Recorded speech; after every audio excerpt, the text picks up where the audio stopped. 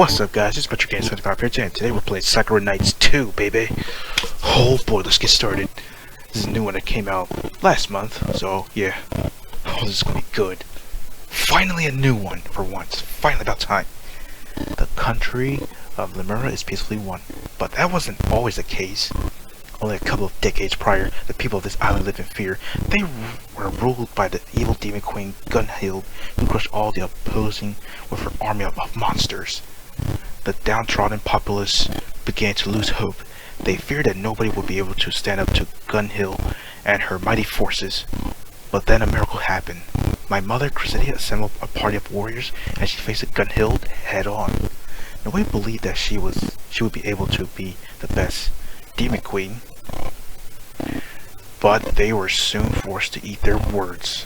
After a long and difficult battle, my mother emerged victoriously. She struck the final blow, and Gunhild was defeated once and for all.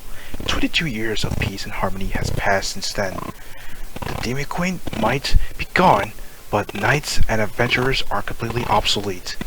Each city and town has a guild, wherein travelers can take on quests for extra coins. These quests typically involve slaying monsters which have been causing havoc near towns and villages. It's because of these adventurers that the people of our country can live without fear. They nip threats in the bud, and they help our country prosper. I want to be a knight too, just like my mother. It's been a dream ever since I was a child to take up a sword, don shining plate armor, and head off into the unknown. Unfortunately, my parents were very supportive of my dreams. They've always been incredibly overprotective.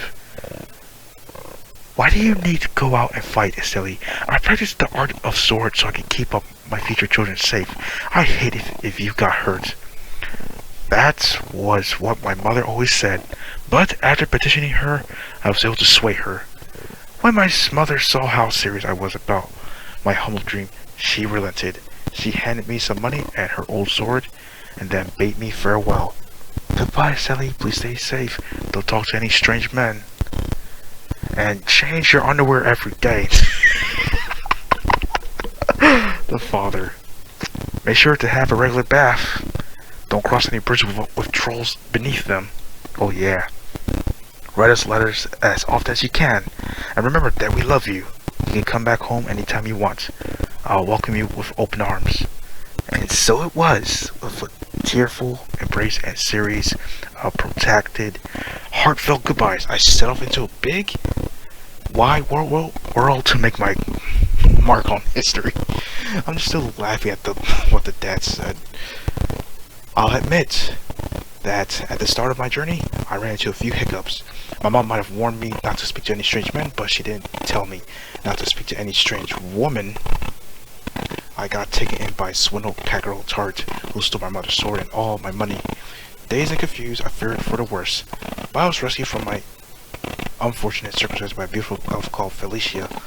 The pair of us traveled to be the biggest city of Lemuria, Grimoire. We took on quests at the local guild, made friends with a wolf girl called Rune, then tracked down the nefarious tart. We took my mother's sword back and all of our money. We even managed to secure Tart's loyalty. Now we're a party of 4. Felicia, Rune, Tart, and I are going to take on as many quests as we can and make names for ourselves all across Lemuria. That is my dream. I'm nowhere near my mother's level yet, but I can't afford to give up. I'm going to practice my skills with a sword every day and slay many monsters until I can finally call myself a knight. My journey isn't just about fighting. However, during my travels I managed to forge a lot of new relationships. I'm particularly close to, well, we already know from the previous episode, it's Felicia. I thought she was a weirdo at first, and to be honest, I think she is, but she kinda, despite her many foibles, she helped me immeasurably during my journey. Whenever I flagged, she'd give me cheerful words of encouragement and advice. She's reliable, pretty too. She's the most touchy-feely friend I've ever had. Not that I've had many friends in the past. Honestly speaking, we're close. I'm not sure our relationship can be classified as merry friendship anymore. I don't think friends are quite as intimidated as we are. I've done various things with Felicia that are beyond the bonds of merry friendship, but Felicia flirts with everyone. I don't know if I should take her affection too seriously. I'm a bit confused about the precise nature of our relationship, but the fact remains that I like her a lot.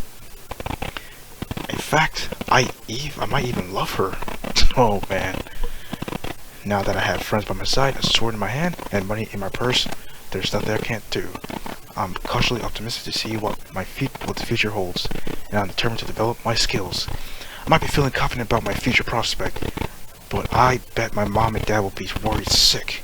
Contrary to my mom's demands, I haven't written a single letter ever since I left home. I've been far too busy. I wonder if that makes me a bad daughter. It's not like I don't love my parents. That isn't the issue at all. I love my mom and dad very much. Just sometimes, well, they can be a bit too much. Still. Now that things have calmed down, I really should write to them. I wonder where I put my parchment. I fish about in my drawer of desk, unearthing some parchments, a pot of ink, and quill. I dip my quill into the ink, then sit for a few moments, pondering. How should I begin? Dear Mom and Dad would probably be a good place to start.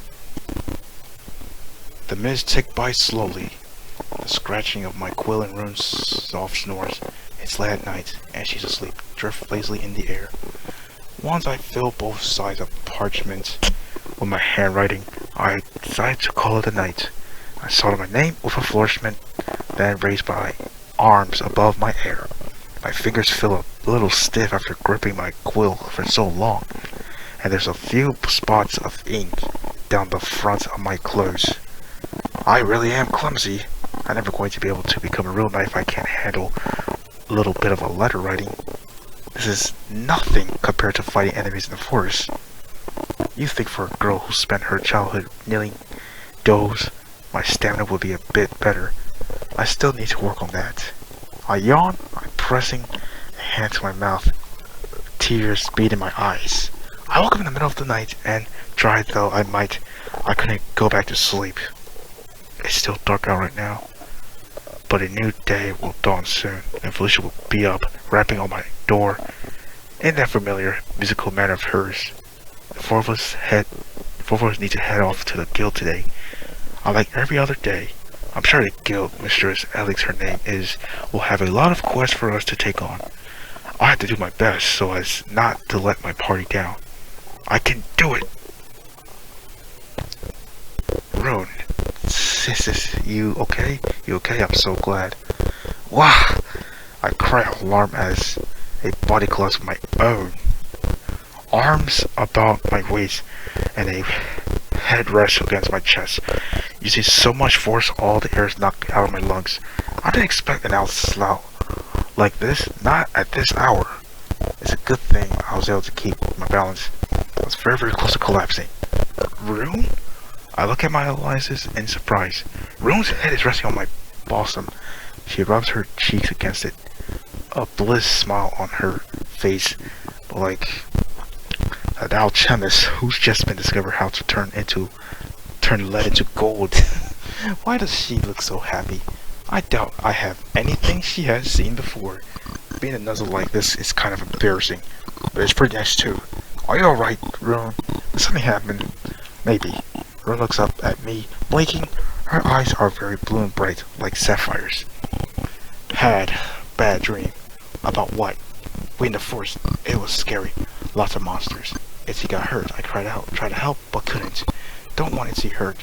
I protect you, keep you safe. You know, get hurt, okay?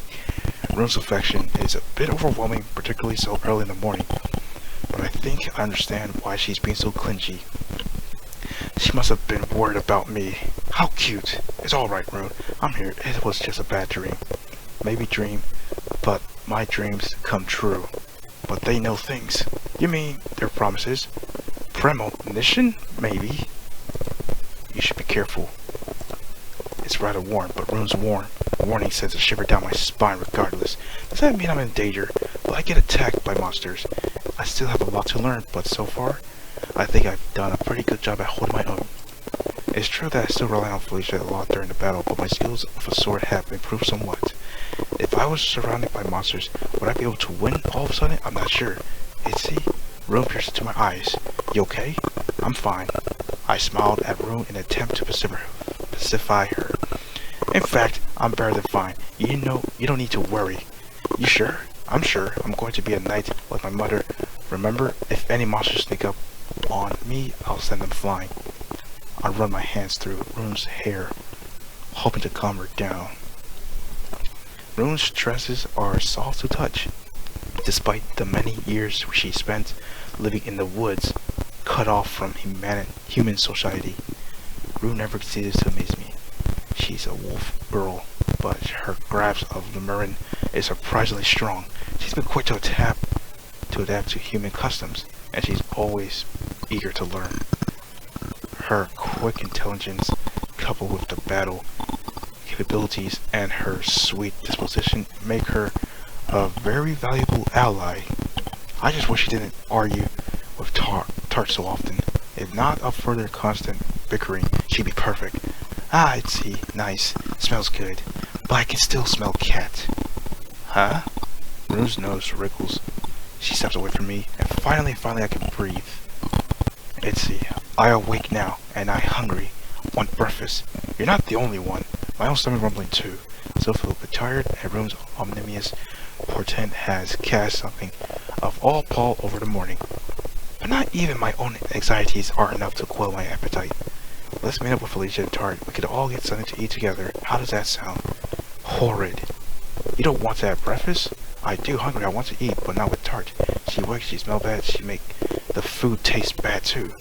But I eat with her if I must, if you make me. It's not a case of my making you do anything. I don't want you to become uncomfortable.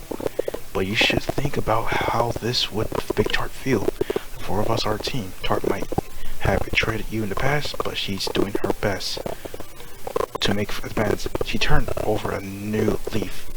Can you give her a benefit of doubt? Don't want to. I don't like her. She bad and mean. But if make Itzy happy, I try, do my best. I still don't like her though.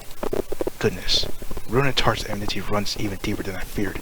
The four of us have been together for about a week, but we still don't feel like a real team. I'd hope Rune and Tart would learn to get along over time, but that hasn't happened. They continue to argue like, well, cats and dogs. Is it possible for them to ever become friends? Who knows? I mean, cats and dogs can be friends. Rune and I meet up with Felicia and Tart outside the inn. About half an hour has passed since our conversation earlier, and by this point, the sun has already risen. The sky is clear blue, and it looks like it's going to be pleasant today. Once united, the four of us set off through Grimoire's cobblestone street searching for something to eat. After some deliberation, we end up going to the same small bakery we often frequent. The food options we have here are varied enough to suit everybody's taste, and what girl doesn't like sugar? Since I lived in a bakery most of my life, you'd think I'd be sick of flaky pastries and doughy loaves of bread, but that's not actually the case. But the smell of the baking bread is a nostalgic one, and coming here always makes me happy. It does hurt that the pastries at this bakery are particularly delicious. They never fail to make my mouth water. Oh, there's so much yummy food, it's hard to make me to decide what to get. Thank you for your patronage, everybody. The woman who runs the bakery escort our party forward to the door of her humble establishment, smiling as she does so. Since it's such a nice day, we decided to eat on the wooden tables situated outside the bakery. It was nice of the baker to see us off. I barely know her, but she's always been nice to us. She's such a sweetheart. I hope you enjoy your food. We will. I'm certain of that. Felicia returns the baker's smile with one of her own. Your chalk buns are delicious. They are simply to die for. Why, thank you very much. This is the kind of you. It's not merry kindness. I'm telling the honest truth. Your bacon is like nothing I have tasted before. Would you have mind telling me the recipe? I enjoy baking myself, and I would love to recreate some of your items. Sorry, but no can do. The baker grins and wags a finger at Felicia. My recipes are top secret. I won't give them out that easily. If you want to know how I make pastries of flake, you have to pry the truth from my cold, dead hands. I warn you, though, that I am tougher than I look. I don't think I could do the best that easily. I used to be something of a hoodlum when I was younger, and I have a lot of fighting experience. Really, I find that kind of hard to believe. The baker's a slight, slender woman. She doesn't look like a warrior. She doesn't even wear any armor. She might have horns and tail, but that's not so very unusual. A lot of different species coexist peacefully and grimly, from dwarves to ogres. Shrek. There's nothing about this woman that particularly stands out. She looks ordinary in every single aspect. She must be teasing us. I'm certain that the case, but Felicia seems only too happy to play along with her. Oh no, I would not wish to harm a fair maiden like yourself. I suppose we'll have to admit defeat for today at least. Now, Felicia looks like ruined tartan, and I grinning as she clutches her bag of chocolate pastry to her chest. Let us eat. She doesn't need to tell us twice. I'm starving. I can't wait to dig in. We'll do so now. Oh crap. This is simply delicious. Felicia sighs with pleasure as she eats her breakfast. Her mouth and lips are spotted with whipped cream. Those chocolate buns are simply divine, though they are rather messy to eat. Perhaps I should take off my armor before it gets dirty. No, you shouldn't. Huh? Why not? Do I really need to explain that to you? I cross my arms scowling as I do. I don't want Felicia to strip in public. If she does, we'll get kicked out of this bakery for sure, and that would be a shame. I like this place, and I don't want to be a persona non grata. In public, people are supposed to keep their own clothes on. That's pretty standard etiquette. As a princess, you should know this. It will be fine, my dearest Ellie. If you worry too much, I'll keep my shirt on at very least. I would not want people staring at my pineapple. Really? I talk across Felicia quickly, lest she say something inappropriate. Old women and families frequently despair bakery. I don't want Felicia to scare them off or make them cry. Pineapple? Felicia looks at me, bemused. I wasn't aware I kept pineapple beneath my skirt. That sounds like it will be painful. So sorry. I panic. I just said the first P word that came into my head. Pussy. Oh, is that some sort of game? Are we playing the word association? What other words begin with P? Pastry? Panties? Pain? There's something vaguely disturbing about the bright, happy smile on Felicia's face when she says that. So much abuse over her sense. Hey, that's another word that starts with P. Why pain? Oh, silly. I didn't mean pain in the physical agony sense. I was referring to bread. Ah, you mean like pain au chocolate? Yes, indeed. Felicia giggles. I'm not exactly sure if I buy this, but I guess pain au chocolate is like a little less worrisome than pain. At least this little word game seems to have taken Felicia's mind off her immoral intentions. Crisis averted. For a few seconds there, I was terrified she was going to remove her armor. Felicia says there's no harm in removing one's clothes around prying eyes. She says so beautiful, the general populace should consider gazing upon her. Visagius? Sort of some reward? Have I mentioned that in addition to being an airhead, Felicia's some kind of arrogant, she really is a cratch. She's a lot of fun to be with. Despite herself, she's reliable, earnest, and she's a very good friend. She was the first person I met on the journey, and she has been steadily ally ever since. Sometimes her weird behavior embarrasses me, but maybe it's to be expected. She's a princess, and a elven princess at that, and she doesn't even know a lot about human culture. She still hasn't twig that it's not socially acceptable to take off her clothes in the middle of a busy street, but at least she's learning. Maybe my party might be a strange one, but I wouldn't trade these girls for the world. Yeah. And you know, once our breakfast has been consumed, the four of us lays around outside the bakery. And that's the end of the video, everyone. So thank you everyone for watching the video. Don't forget to like, comment, subscribe, and I'll see you guys in the next one.